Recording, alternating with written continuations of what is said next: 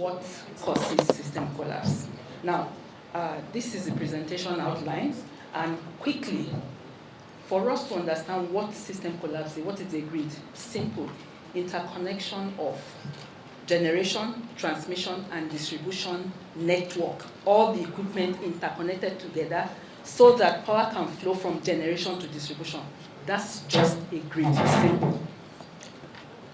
So this is a pictorial, picture of what it looks like. You have generation, transmission, and distribution.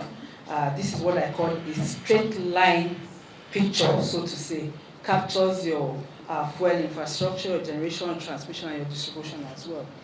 If you look at this diagram very well, because it tells you how the SO manages frequency. That 50 you are seeing there is supposed to be the value. However, it's not possible. Nobody in the world can maintain frequency exactly at that point. It's not possible. Why? Because frequency has to do with generation and load balance, and because that keeps changing all of the time, for whatever reason. I can stand up to switch off my AC. The load has changed in some form. However, what changes this frequency significantly has to be a significant event, very significant. Now, we go there.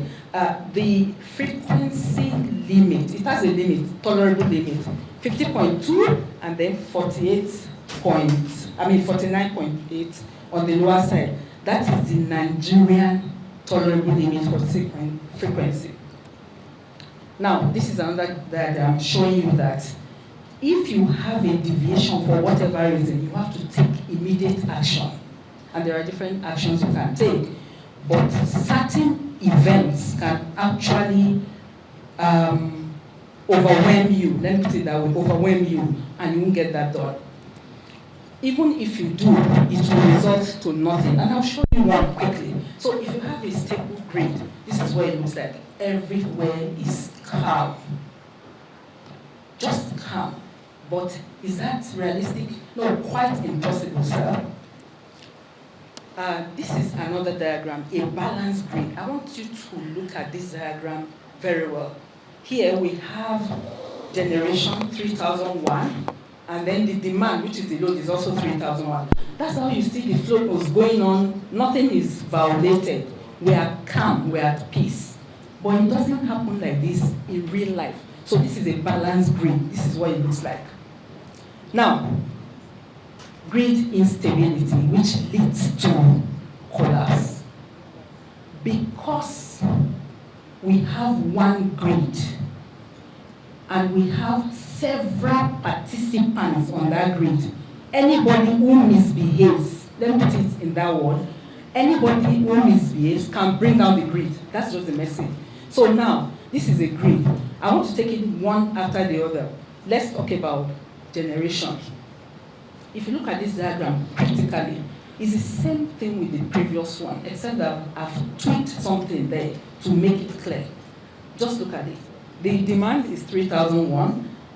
Generation is also 3001. Peace all the time. Now we have generation 3305 because I've decided to introduce my wind farm. On the right-hand side, that fan you're seeing over there has been introduced. In the previous diagram, it wasn't there, it was disconnected. You see that line, blue line, is not connected to it. So it's connected in this case, and we have the demand of 3001. Now, I'll create a scenario. I will lose or remove a chunk of generation, which is the idle. There you can see the, let me call it a breaker. You can see the cursor going there. It just opened, you saw it. The flow will change immediately. It stops generating. And if something is not done immediately to rescue that, it will just come to a collapse. And that's when you see the next thing that will happen is that everything will stand still. That's a collapse. Now, that is for the generator. What generator can cause? I mean, why a generator can cause a collapse.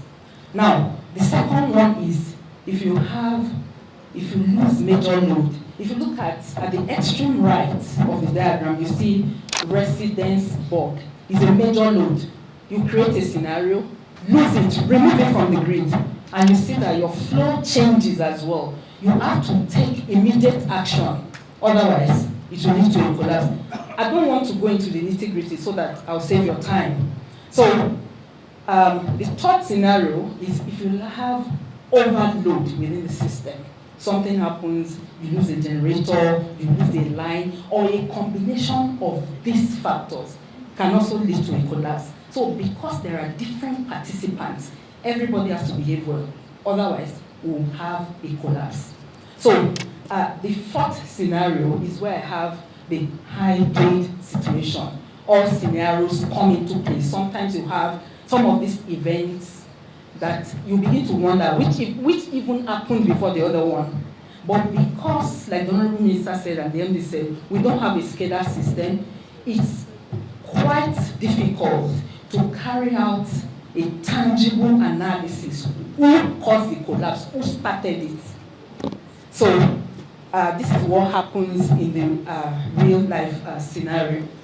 And then, sir, let's quickly go back to history of the collapse incidents within the Nigerian system. I decided to take between 2015 and 2024. If you look at 2017, it was bad. It was a bad year for us. It spiked to about, we had 15 total collapse, and then we recorded 9 partial. All in all, there were 24. But somehow along the line, it began to cascade down, except in 2022 that, well, it rose a bit. So what did we do to capture this collapse? However, sorry, I forgot to mention that also in between, there was a period that we didn't record collapse for more than 1 year. More than 1 year, precisely for about 421 days. It was calm. What did we do? We introduced what we call under-frequency load shedding scheme. It's still there, but I'll tell you the challenges we are facing with it right now. So, under-frequency load shedding scheme was introduced at that time to help us manage this imbalance, because that's what the system operator does 24/7. It does not go to sleep. Otherwise, there will be a problem. So, but the problem with the under-frequency load shedding scheme is that is a situational response. What do I mean by that? As your grid capacity changes, you have to continue to review it. So it's a situational response. It will respond, yes, but you'll see where it failed us recently and it led to a collapse. So, and then we tried to ride on the back of IoT technology to view this grid because, somebody once came here, a white man once came here and said, you guys are wizards. And I said, why is that? I said, because you are operating and maintaining and managing what you cannot see. We don't have a scalar system. Oh, we do, but it doesn't cover 100% of the grid, about 40%. So they still manage it. So we use calls. Hello, Ikeja, please drop that load. You don't know what the man is doing there. Generator B, please can you ramp down? Whether he has ramped down or not, you don't know. So, but this IoT gives us an idea of what the man is doing now. So there's an improvement. And then effective of the IoT. I think about, Jude, are you there? Sorry. Internet of Things. Yes, coverage. Percentage, about, is it up to 80, 70? Presently, we cover all the power stations. All the power stations, yes. Are you sure? Yes, but one thing we have not been able to do is to do unit by unit. Is the output of the power station that we cover. Yes, but we've not been able to separate it by Substations. Yes. So we also track, compliance and dispatch instructions. That's very important. Recently, we had a meeting with NEC. That was 2 days to be precise. It was a virtual meeting. And the NCC man complained that the discos don't abide by the load allocation. And it's a challenge. When I have 3,000 naira and I said, you take 1,000 and you're taking 1,000 too, what will the other man take? So it's a big problem. So we track that, and we're still tracking it, enhanced network expansion, which TCN is doing. And then situation room. The NEC has actually set up a situation room where we have conversation, we have meetings and see who did what, who didn't do what, so that they put everybody on check. And then enhanced synergy. We've been having meetings, sometimes twice in a year we have meetings, and we invite all the GenCos, the DISCOs, and then we discuss the problems that we have in the power sector. Okay, so causes of grid collapse in Nigeria generally. So what I did here was to separate them, the GenCos. So what we have right now is that there's no gas. No matter how we try to, I can't put it in any other language, I'm sorry, sir. There is no gas. Today, I woke up to the peak generation was 3,100, what we did yesterday. And I called the James NCC, why is that? And he said, there was rainfall in Lagos. And I said, and so what? He said, the discos dropped low. So I'm using one thing to answer your question about why would the discos drop low. Network problem. The load in Lagos that ordinarily should have been about 800 megawatts, yesterday fell low to 100 megawatts. And I asked GNNCC, why didn't you ask other discos to pick it? Because if you don't, that means your generation is more than your load, and it's a problem. There has to be a balance all of the time. And he said, I did. But when they didn't pick it, what do? I asked the generators to ramp down. And I said, in this critical situation, but the truth is that he has to ensure that the grid is alive. So he had to do that yesterday. So we don't have gas, and the generators have refused to put their machine in the mode which we call free governor mode of operation, which helps to manage frequency. And they also said because they don't have gas, and sometimes the few generators that have gas, their generators just trip because of the pressure of that gas. So quality, quantity, availability, everything, gas is the issue. And maintenance, which they have to align with the gas transporters. While you are maintaining your generator, align it with the transporters' maintenance, so that we don't have a shutdown today and then shut down tomorrow. We can align this and do that. And then on the transmission side, sorry, I'm going to skip some things so that I don't bore you too much, sir. Transmission side, spinning reserve, we don't have it. The Honorable Minister has talked about it. We don't have spinning reserve. Effective scale.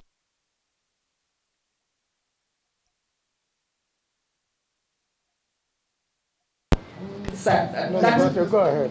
That is ongoing. I think they have reached, should I say, put together 65%. However, our control room, we are still lagging behind for one reason or the other, which we intend to tidy up. So, reliable system communication facilities, which is also tied to this scale we're talking about.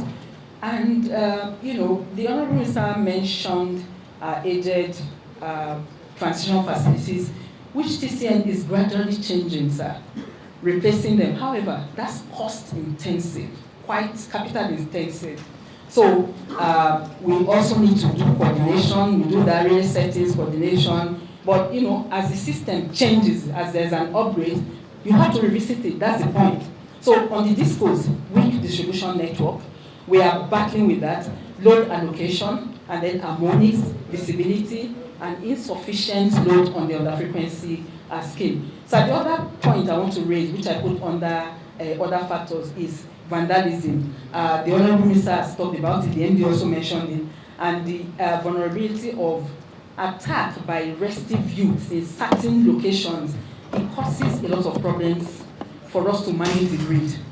So, these are the recommendations. I don't want to go into them in details, but it's just tidying up those problems. Let me put it that way. Tidying up the problems that I highlighted is how to move forward. But, Chairman, sir, The issue of gas, I will continue to beat it until everybody hears. We need it. And then, sir, when you came in, you mentioned something about 13,000 megawatts. Yes, 13,000 megawatts is the installed capacity. Like I say, I have 13 cars in my house. But the point is that there is no fuel and some of the engines have knocked down. So how many of those cars can actually take me to Maiduguri, because I want to go to Maiduguri now? How many of them? So we have to carry out analysis and say, and the number of cars, I'm putting it in layman's language, the number of cars that can take me to Maiduguri is what we call available generation. What is available? My car is available, the engine is okay, and then there's fuel.